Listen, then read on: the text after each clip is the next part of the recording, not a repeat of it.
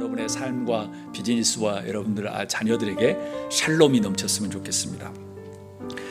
제가 좋아하는 시인 중에 윤동주 시인 시집을 자주 읽습니다. 머리맡에 놔두고. 그 중에 서시를 함께 나누고 싶습니다. 우리가 너무나도 잘 아는 국민 시지요. 죽는 날까지 하늘을 우러러 한 점 부끄러움이 없기를 잎새이는 바람에도 나는 괴로워했다. 별을 노래하는 마음으로 모든 죽어가는 것을 사랑해야지. 그리고 나한테 주어진 길을 걸어가야겠다. 오늘 밤에도 별이 바람에 스치운다. 잎새이는 바람에도 나는 괴로워했다. 바람이 스치는데 그 바람이 자기를 괴로워할 정도로 참 느낌이 왔다는 거죠. 그리고 별을 보면서 별을 노래하는 마음으로 나를 위하는 것이 아니라 모든 죽어가는 것을 사랑해야지라고 표현하는 겁니다. 그때 당시 사회적으로 보면 이 모든 죽어가는 것은 여러 가지가 있겠죠. 왜냐하면 일제 치하에 수많은 사람들이 죽고 다치고, 그때 당시 우리 한국에 정말 광산이라든가 전쟁이라든가 그 다음에 군인들이나 많은 사람들에게 어려움을 겪었던 그 많은 여자들, 젊은 정말 어린 사람들, 나이 드신 분들이 몇 명이었냐면 일본 사람들이 어쩔 수 없이 내놓은 공식 자료가 40~50만 명이었어요. 그런데 그때 당시 200만 명이 넘는 사람들이 다 흩어지고 그 다음에 돌아오지 못하고 죽었습니다. 그때 한국 인구가 1000만 명이 조금 넘어갔을 때, 2000만 명이 안 되었을 때, 그러니 정말 처참한 시대였죠. 그래서 별을 노래하는 마음으로 모든 죽어가는 것을 사랑해야지라고 노래한 겁니다. 읽을 때마다 많은 감동을 줍니다. 그래서 항상 품에 안고 또 읽고 또 읽고 합니다. 애우지는 못해도 그냥 또 읽고 또 읽고, 오래된 시지만 계속 읽고. 이런 마음을 가지고 신앙생활을 해보면 어떨까라는 생각을 해보았습니다. 그건 너무 이상적인 건 아니라고 생각해요. 왜냐하면 그렇게 살아가려고 몸부림치는 사람도 많거든요. 우리도 그래요. 우리의 돈도 아깝지요. 그렇지만 30불, 100불, 60불 해가지고 아이들을 위해서 슈박스를 준비하고 모기장을 준비하는 것도 이런 마음이죠. 모든 죽어가는 것들을 사랑해야지. 오늘 말씀 제목입니다. 함께 웃고 함께 울라라는 제목으로 말씀을 나누려고 합니다. 로마서 12장은 아주 유명한 말씀입니다. 로마서 전체는 다 유명한 말씀이죠. 로마서 가지고 이 지구상에 철학이 시작했다고 해도 과언이 아닐 정도로 학문이 시작됐다고. 왜냐하면 그리스에서 소크라테스와 아리스토텔레스 하면서 여러 가지가 있었지만 기독교가 서양 철학의 기본 근간을 제공했다고 하면 로마서는 기독교 신학의 전반 파운데이션을 제공한 거예요. 그러니까 거의 신학과 철학과 모든 것을 제공하는 것이라고 생각해요. 그런데 12장은 거기서도 아주 유니크한 부분이에요. 왜냐하면 12장 1절에 그 당시에 생각하지 못했던 엄청난 개념이 나와요. Living sacrifice라는 개념이에요. 예배는 항상 형식과 뭔가 문자적인 뭔가 보이는 것으로 하려고 생각했는데 보이지 않는 living sacrifice, 정말 살아있는 희생 제물로 살아라 라고 이런 이야기를 한 거예요. 그래서 12장이 시작됩니다. 그래서 세상의 방법이 아닌, 그때 당시 세상의 방법은 로마의 방법이었죠. 로마는 세상의 최고의 나라였으니까. 미국과 영국과 프랑스와 독일 이런 걸 다 합쳐도 못 따라갈 만한 세상 최고의 나라, 그 로마의 방법으로 살지 말고 하나님의 뜻을 분별하며 살라라고 이야기합니다. 그래서 14절에서 21절은 그리스도인이 어떻게 살아가면 좋겠다라고 이제 바울 사도가 로마 교회, 세계 최고의 대도시에 있는 사는 로마 교회에게 이야기하는 말씀입니다. 그 중심에 15절 우리 한 목소리로 읽도록 하겠습니다. 즐거워하는 자들과 함께 즐거워하고 라고 표현합니다. 인간이 다른 동물하고 다른 점이 뭘까? 인간이 다른 동물하고 다른 점이 뭘까? 머리가 똑똑한 것? 우리가 똑똑한 것? 저는 그걸 아니라고 봅니다. 왜냐하면 머리가 똑똑한 것은 우리에게 이익을 주는 것이 아니라 우리를 불행을 하게 만들 때가 너무 많습니다. 어쩔 때 보면 제 강아지처럼 살았으면 좋겠다는 생각이 너무 많아요. 어떻게 보면 인간이 다른 동물하고 다른 점 중에 하나를 꼽으라면 여러 가지가 있지만 웃는 거예요. 강아지들도 웃어요. 그런데 이 광대뼈가 넘실넘실하면서 이 입꼬리가 쫙 귀에 걸리는 그런 강아지들 쉽지 않아요. 간혹 있긴 있지요. 웃음은 사람의 마음을 사로잡는 놀라운 힘이 있어요. 근데 어떤 사람은 웃는 것이 빈정상한다고 생각하는 사람도 있어요. 그 이유는 뭐냐면 웃는 사람이 문제가 아니라 받아들인 사람의 지금 상태가 아주 꼬여있기 때문에 그래요. 그래서 어렸을 때부터 부모님이 자신을 향해서 웃어준 적이 없거든. 그러니까 웃는 게 기분 나쁜 거지. 평생. 그리고 살다 보니 남편이 날마다 웃는 게 저 인간은 지금 웃을 상황도 아닌데 왜 웃어? 빈정되는 걸로 알고 있거든요. 근데 남편은 진짜 즐거워서 웃는 거예요. 그리고 마음속에서는 아내를 사랑하니까 저 인간 저렇게 살다가는 속이 터져 죽을 텐데 속이 숫댕이가 될 텐데 그래 나라도 웃어줘야지 하는데. 그러니까 뭐냐면 받아들이는 사람이 어떤 상황이냐에 따라서 그게 달리 받아들일 수 있다는 거죠. 웃음은 가장 좋은 상담이에요.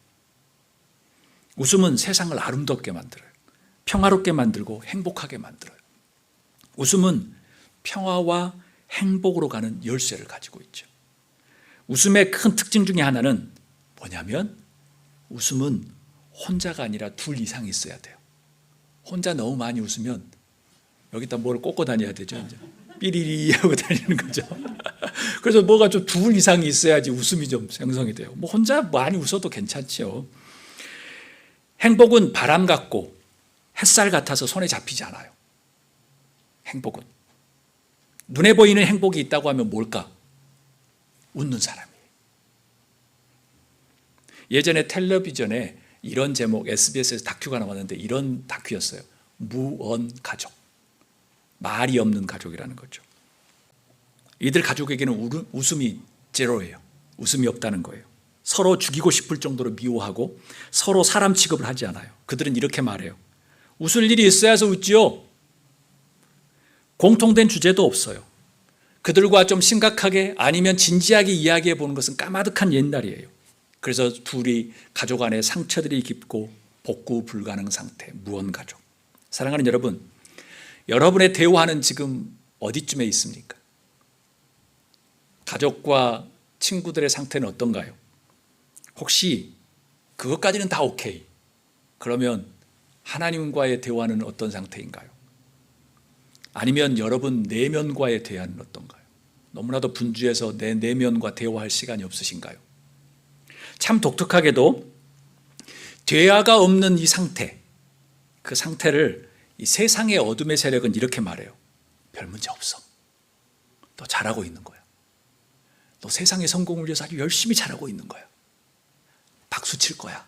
너희 부모님은 아주 박수 쳐줄 거야. 라고 그렇게 말하죠. 이렇게 이야기할 겁니다. 다른 가족도 다 그렇게 살아. 별 문제 아니야. 모두 그렇게 살아. 너만 편하면 되는 거야. 라고 그렇게 속삭일 겁니다. 예수님을 따르는 우리들도 그런 속삭임에 넘어가야 할까요? 아니면 동조를 해야 할까요? 넘어가면 되지 않습니다. 그게 세상을 제일 불행하게 사는 방법입니다. 그리고 우리는 그것을 이길 수 있는 엄청난 무기를 가지고 있습니다. 기도입니다. 하나님과 대화를 할 수 있는 기도. 대화가 끊어지고 상처가 입어서 괴로운 사람들을 위해서 우리는 기도할 수 있습니다. 그들을 웃게 만들 수 있는 영적인 권능이 있다는 거예요. 영적인 능력이 있다는 거예요. 지난주에 말씀하셨잖아요. 여러분들은 복의 근원처럼, 복의 통로처럼, 복의 롤모델처럼 여러분의 이름을 통해서 복이 흘러가고 여러분들을 저주하면 저주받는 것처럼 우리의 권세를 주셨다는 거예요. 사도 바울은 우리에게 도전합니다. 즐거워하는 자들과 함께 즐거워하라 라는 거예요. 여러분, 삶 속에서 우리는 항상 즐거운 일만 있지 않습니다. 때로는 화도 나고 싫기도 하지요. 또 저 인간 말하고 싶지 않을 때도 있습니다. 그럼에도 불구하고 성서는 말합니다. 즐거워하는 자와 함께 즐거워하라. 아마 마음이 내키지 않을 것도 있을 수도 있습니다. 내가 이 사람들은 오케이야. 그런데 저 한 사람은 도저히 안 돼. 라고 생각하는 것. 어쩌면 그런 생각을 하고 있는 사람도 건강한 사람일 겁니다. 자기의 마음을 지금 들키면서 알고 있고 고민하고 있으니까. 그것도 아니고 무자비로 그냥 싫어하는 사람들도 너무나도 많으니까요. 함께 즐거워야 한다. 왜 그럴까요? 인간은 본래 즐거워하고 행복하기 위해서 태어났습니다. 그게 하나님의 뜻입니다. 세상에 태어날 때 그런 요먼을 가지고 부모님들이 고생을 하면서 아이를 키웁니다. 행복하게 자라기 위해서, 웃으며 자라기 위해서. 그런데 삶이 즐겁게 행복하게 웃게 하지 못하게 하죠. 그게 세상의 방법인 겁니다. 근데 그게 맞다고 계속 쫓아가다가는 여러분들 행복하고 멀어질 수가 있습니다. 거기서 방향을 바꿔야 되죠. 흥미로운 것 중에 하나는 뭐냐면 웃음과 즐거움은 전염병입니다. 까닭에 행복한 사람하고 가까이 지내면 그 사람이 자주 웃게 되고 유쾌해집니다. 그런데 만나는 사람이 날마다 그냥 궁상을 떨고 날마다 어둡고 날마다 부정적인 이야기를 하는 그런 모임에 들어가면 그 사람도 그렇게 됩니다. 참 신기해요. 사랑하는 여러분, 행복한 사람이 많은, 그리고 여러분이 행복하게 만드는 그런 사람이 될 수 있기를 주의 이름으로 축복합니다. 교회는 그런 공동체여야 합니다. 삶에 힘들고 어렵지요. 그렇지만 교회에 오면 즐거워, 웃어. 알고 보니까 저 인간 때문이네. 내가 교회 밖에 있을 때는 저 인간이 그렇게 싫었는데 교회 와서 보니까 저 사람이 진짜 재밌는 사람이었고 행복한 사람이었네. 야, 여기 들어오니까 행복하네 라는 것, 그게 교회의 정체성이에요. 그게 목장이에요. 그것은 제가 그렇게 만들라고 하는 것이 아니라 성서에서 그렇게 이야기하죠. 프랑스에서는요, 딸이 3살이 되면 아버지가 거울을 사준다고 합니다. 그리고 그 거울을 보면서 얼굴에 미소 짓는 연습을 시킨대요. 너의 얼굴은 너를 위한 것이 아니라 남을 위한 것이다 라고 말한답니다. 미국의 부모들은 길을 나설 때마다 모르는 사람들에게 반드시 미소를 짓도록 웃음 교육을 시키죠. 그렇죠? 여러분들은 아닐 수 있지만 남자들분들 미국에 처음 이민 와서 갑자기 다들 막 웃게 하니까 저분이 나를 좋아한가 보다라고 오해했다는 아주 호랑이 담배 피던 시절의 이야기도 있잖아요. 다 미국 사람들은 다 그렇죠. 아이다호 주의 포스카텔로라고 하는 도시에는 아주 신기한 법이 있다고 합니다. 웃지 않으면 범죄라는 거예요. 만약 내가 미소를 지었는데 상대방이 미소를 짓지 않으면, 답례를 하지 않으면 벌을 준대요.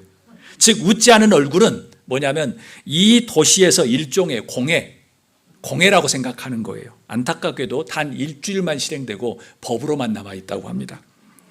웃음 연구자들에 의하면 웃음은 훈련에 의해서 좋은 방향으로 길들여진다고 말합니다. 자꾸 웃다 보면 일종의 좋은 습관으로 자리 잡게 되고 웃는 훈련을 해야 된다는 것이지요. 심지어 나쁜 상황에서도 의도적으로, 고의적으로, 억지로 훈련을 하다 보면 내 자율신경계가 모든 것이 바뀌어져서 웃음이 나온다는 거예요.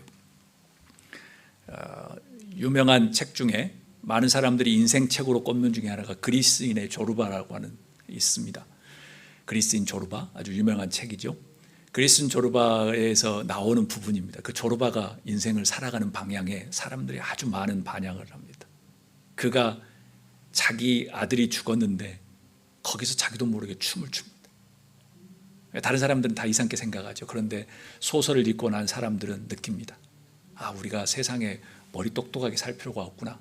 어쩔 때는 조르바처럼 그렇게 살아가는 것도 참 우리에게 주는 방향이 많구나라는 생각을 하죠. 사랑하는 여러분, 행복은 선택이고 습관입니다. 동일하게 웃음도 선택이고 습관입니다. 우리 얼굴에 약 한 80여 개의 근육이 있다고 합니다. 그리고 그 근육 중에서 웃으려면 57개 정도의 근육을 사용해야 된다는 거예요. 웃음도 훈련으로 만들어집니다. 우리가 근육 운동을 하듯이 웃는 것도 연습을 통해서 미소가 습관이 되죠. 지금 제가 이렇게 하니까 우리 유 집사님께서 이러고 계시는데 감사합니다. 저도 거울 앞에서 항상 웃습니다. 아침에 일어나서 거울을 보면 씩 웃습니다. 그래, 그렇게 멋지게 생기지는 않더라도 오늘 웃어보자. 좋은 일을 할 거야 라는 거죠. 우리 다 함께 빌립보서 4장 4절 한 목소리 읽도록 하겠습니다. 주 안에서 항상 기뻐하라. 내가 다시 말하노니 기뻐하라. Rejoice in the Lord. Always I will say it again. Rejoice. 성경은 웃음보다도 더 높은 차원, 더 깊은 중심, 더 본질을 뭐라고 이야기하냐면 기쁨이라고 이야기합니다. Rejoice. 그 기쁨을 소유하라고 이야기해요. 웃음은 기쁨의 표현 방식입니다. 더 중요한 것은 뭐라고 이야기하냐면 주 안에서 또 항상 in the Lord always라고 표현합니다. 어떻게 기뻐하고 웃어야 할지를 잘 가르쳐 줍니다. 즉 뭐가 잘 돼서 기뻐하고 하는 것이 아니라 무시로 예전 성경은 주 안에서 기뻐하라는 거예요. 여러분의 삶의 목적과 뜻이 하나님 안에서 맞춰지기 시작하면 여러분들의 삶이 조금 힘들고 눈물 나는 일이 많고 어렵더라도 그리스인 조르바처럼 자기 아들이 죽었는데 저 인간 제정신이야? 라고 했는데 자기도 모르게 춤을 추는 겁니다. 인생을 행복하게 살기 위해서. 그 화자는 저 인간 왜 저래? 저게 기본이야 라고 생각하지만 그 사람에게 빠집니다. 삶을 행복하게 살아가려고 하는 것처럼. 여러분의 기쁨과 행복이 세상적인 기준에서 하지 말자는 거예요. 세상적인 기준으로 따라가면서 여러분의 행복을 이렇게 좌지우지하지 말자는 거예요. 주 안에서 항상 우리의 삶은 행복을 선택하고 있다라는 거죠. 또한 변덕스러운 까멜론처럼 오늘은 기분이 좋으니까 행복하고 기분이 좋고 오늘은 기분이 나쁘니까 어쩌고 뭐 이러게 아니라는 거죠. 내가 오늘 기분 안 좋은데 오늘 누구 한 명 걸리기만 해봐. 한 방 그냥 하겠다. 이런 마음이 아니라 상황은 어떻든 간에 나는 그냥 기분이 좋다는 거예요. 나는 기분이 좋다는 거예요. 기분 좋을 때만 웃는 것이 아니고요. 항상 always, anytime, 범사에 웃으면서 기뻐하라는 거예요. 쉽지 않습니다. 그래서 사람들은 자기의 평생을 수도사가 되기 위해서 수도원에 가는 겁니다.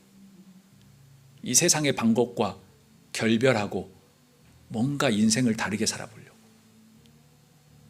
지난주에 말씀드렸던 가만히 있었으면 맨하튼의 건물 몇 개를 가지고 있었던 그 의사들이 왜 무지몽매했던 조선을 향해서 갔겠습니까? 그들의 기쁨은 우리가 생각하는 것과 달랐기 때문에. 즐거워하는 사람과 함께라는 의미, 그것은 뭘까요? 그들과 함께 공감하라는 것, 감정을 공유하라는 거예요. 웃음을 혼자 할 수 없으니까. 뭔가 둘이 있어야 되니까. 둘이 있어서 감정을 나눌 때 웃음도 더 배가가 되고 웃음이 진정한 authentic한 true 웃음을 선할 수 있으니까 그렇죠. 더 멋지고 궁극적인 즐거움, 기쁨, 행복은 아마도 하루하루 살고 있다는 것입니다. 오늘 여러분이 두 다리로 올 수 있는 것만 해도 이게 행복한 건데 우리는 너무나도 감사하고 행복한 조건이 많은데 우리는 그걸 모를 때가 너무나도 많죠. 그래서 수요일 날 오셔서 우리 박종훈 선교사님을 통해서 또 간증도 듣고 부흥회를 통해서 우리의 삶을 한번 다시 돌아볼 필요가 있습니다. 그것은 하나님께서 여러분에게 주신 아주 중요한 기회입니다. 왜냐하면 그것을 들음으로써 우리가 다시 살 수 있기 때문에. 사랑하는 여러분, 가족과 함께 교회 안에서 서로 공감하는 여러분이 될 수 있기를 주님을 축복합니다. 주 안에서 항상 함께 기뻐할 수 있었으면 좋겠어요.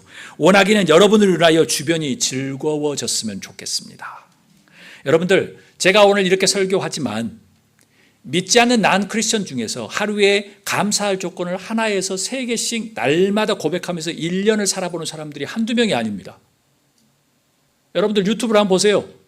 날마다 일어나고 뭐 한 줄 아세요? 오늘은 내가 뭘 감사한다 하고 내일도 똑같이 또 감사한다고 하고 그래가지고 1년을 찍는 유튜버들이 한두 명이 아닙니다. 내가 1년 해보니까 내 삶이 바뀌어.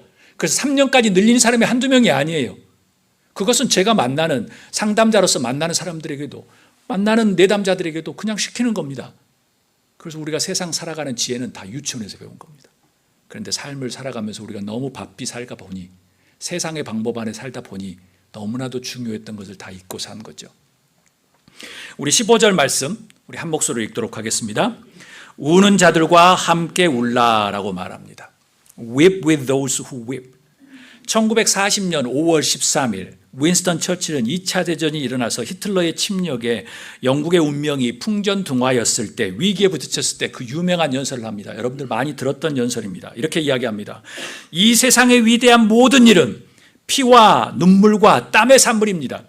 피는 용기의 상징이요 눈물은 정성을 뜻하며 땀은 근면을 나타냅니다. 우리가 피를 흘려야 할 때 안 흘리면 남의 노예가 되고 눈물을 흘려야 할 때 안 흘리면 동물의 차원으로 떨어지고 땀을 흘려야 할 때 안 흘리면 빈곤의 수렁에 빠집니다.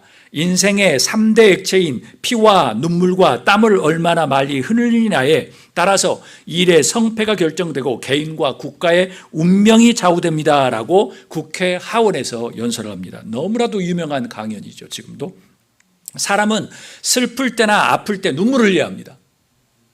너무 기쁠 때도 너무 고마울 때도 뜨거운 눈물을 흘립니다. 저도 어제 드라마를 하나 보면서 눈물을 흘렸습니다. 간혹 봅니다. 그런데 이번에는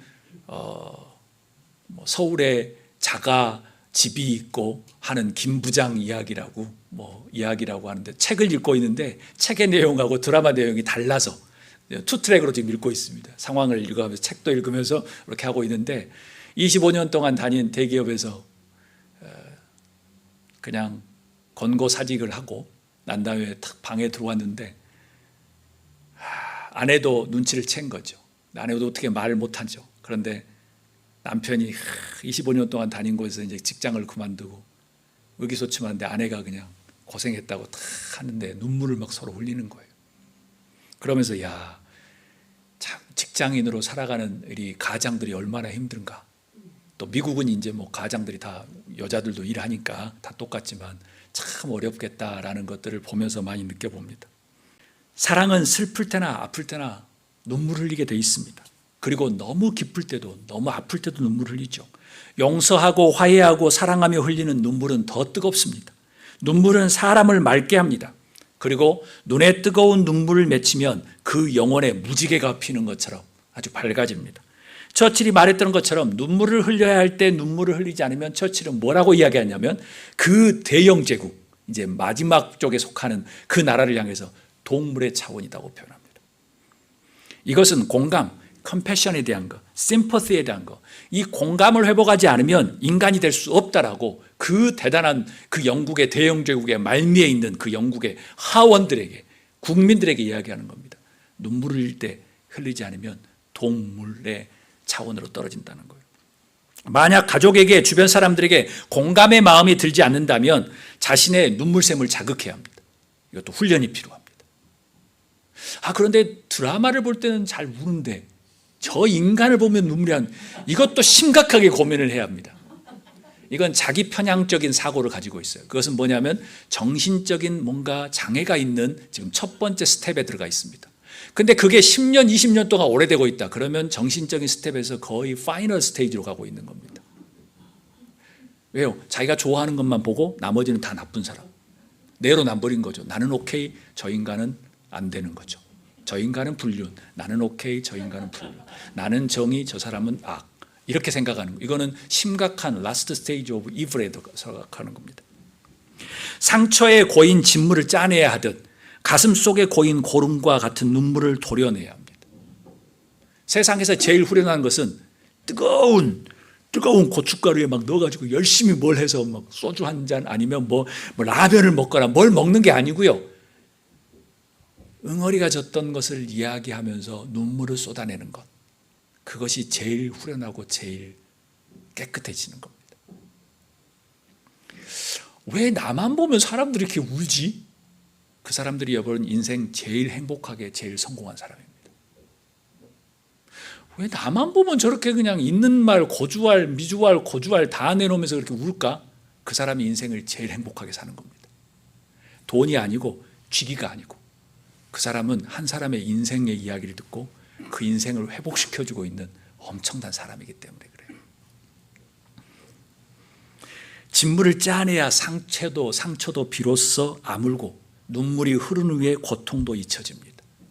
웃음이 내 얼굴을 비치는 빛이라면 눈물은 내 영혼을 닦아내는 물입니다. 눈물을 흘리십시오. 눈물을 회복하십시오. 사람이 돼가지고 말이야 무슨 눈물이야. 그런 사람이 인생 제일 불행한 사람입니다. 그 사람들이 마지막 죽을 때 눈물을 흘리고 죽습니다. 왜요? 자기 자식이 왔으면 좋겠는데 마지막까지도 연락 못하고 외롭게 죽어가는 거죠. 마태복음 5장 4절에 예수님께서 사역을 시작하면서 산상수훈의 말씀을 하셨습니다. 그 산상수훈의 아주 대단한 말씀이죠. 항상 그 산상수훈은 여러분 많이 읽으셔야 합니다. 왜요? 지금 우리 교회가, 우리 기독교가 내 신앙이 올바로 서 있는지 안 서 있는지는 그 산상수훈을 읽어보면 바로 알 수 있습니다.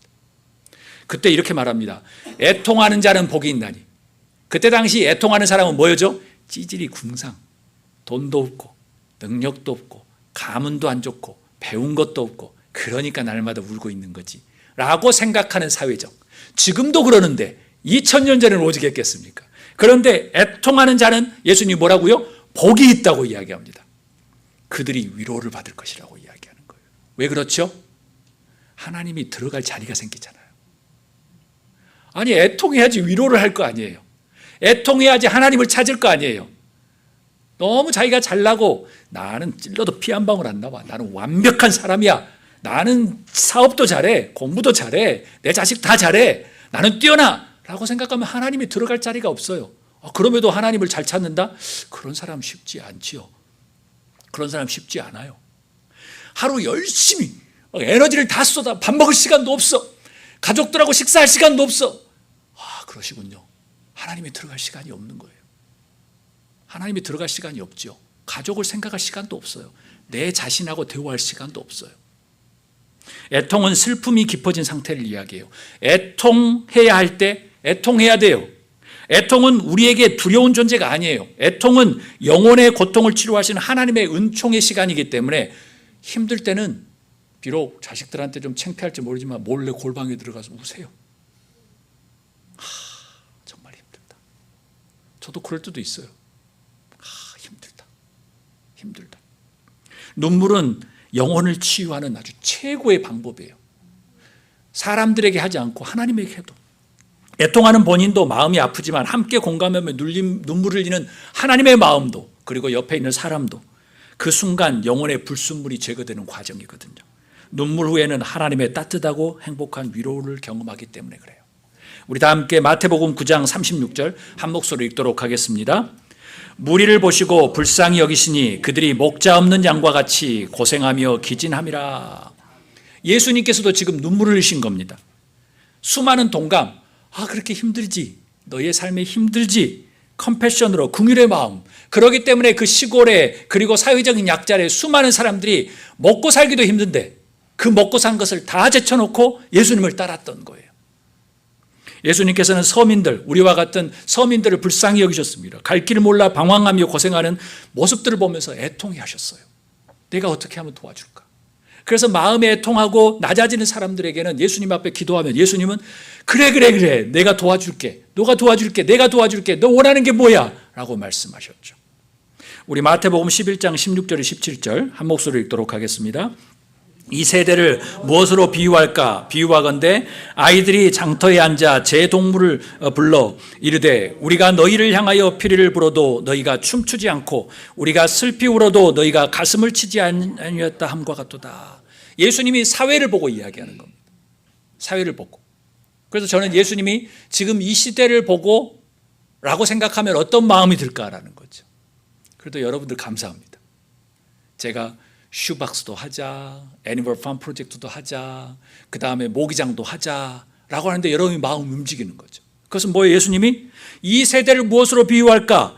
비유하건대 아이들이 장터에 앉아 제 동무들을 불러서 이르되 너희를 향하여 피리를 불 거니까 춤 좀 춰봐. 우리 즐겁게 춤을 춰봐. 라고 했는데 지금 시대는 춤을 추지도 않는다는 거예요. 그 아이가 슬피 울어서 함께 같이 동무야 슬피 울어줘 했는데 슬피 우지도 않는다는 거예요. 이 시대를 보고. 그런데 여러분들이 함께 동참한다는 것은 곧 피리를 불 때 춤도 출 수 있고 그리고 함께 울 수 있다는 거죠. 그리고 저 멀리에 있는 아이들과 가족을 향해서 함께 웃을 수도 있고 함께 울 수도 있다는 거예요. 여러분 감사합니다. 어느 곳에서는 어머니가 시집가는 딸에게 진주를 주는 풍습이 있다고 합니다. 이때의 진주는 얼어붙은 눈물이라는 거죠. Frozen tears. 조개의 살 속에 모래알이 박힌 고통. 우리 너무나 잘 알죠. 그 고통이 들어가야만 조개 안에 진주가 만들어지는 거죠. 진주는 조개 안에서 만들어집니다. 그 모래알에 그 고통을 주면서 거기 안에서 생명의 즙이 나오면서 계속 이게 화석화가 되면서 그게 진주가 되는 거죠.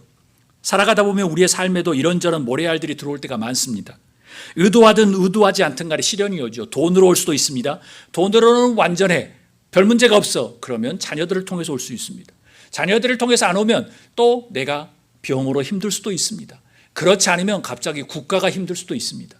공동체가 힘들 수 있습니다. 왜냐하면 완벽하게 평화를 누리는 세상은 없습니다. 자기가 평화롭게 산다고 믿으면 가능하지만 그렇지 않고 주변이 다 평화롭고 완벽할 수는 없습니다. 내가 그 대신 겪는 시련이 크면 클수록 내가 품고 있는 진주도 더 크고 값지다는 것, 그것을 깨닫는 여러분이 되기를 주의 이름으로 축복합니다. 그렇게 되면 오늘 우리가 흘리는 눈물이면 그 눈물은 내일에 아마 아름다운 진주가 될 것입니다.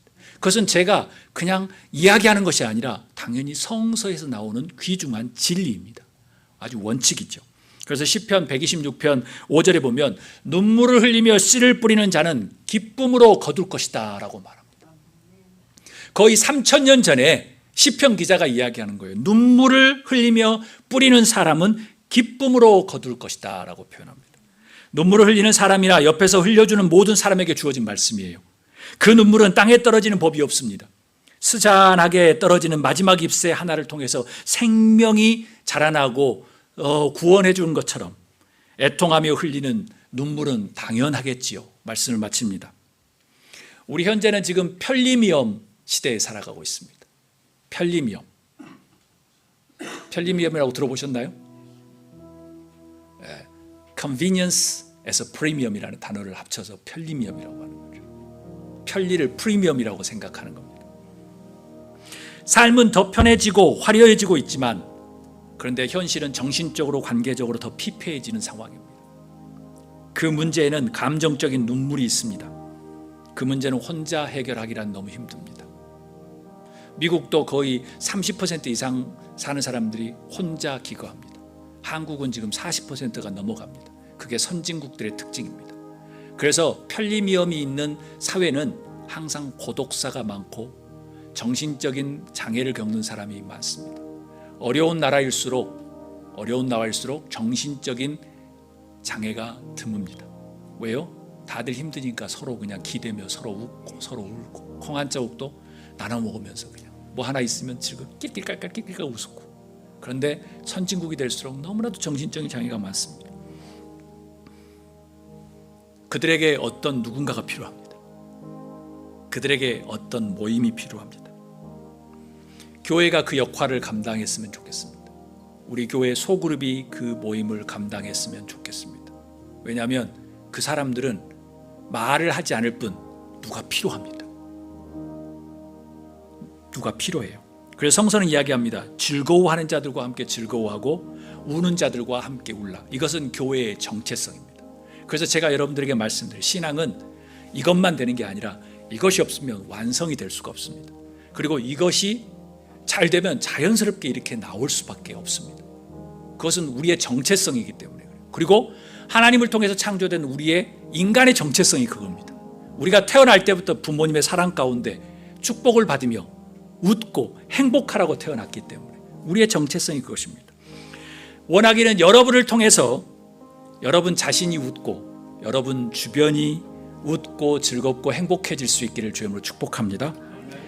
웃음과 행복과 그것은 전염병처럼 전염성이 강합니다. 여러분을 통해서 주변이 밝아졌으면 좋겠습니다. 여러분을 통해서 눈물을 흘리는 그 눈물이 공감이 되어서 여러분 주변의 사람들이 위로함을 받았으면 좋겠습니다. 그런 교회, 그런 우리 속으로, 그런 여러분으로 살아갈 수 있기를 한 주간 동안 주의 이름으로 축복합니다.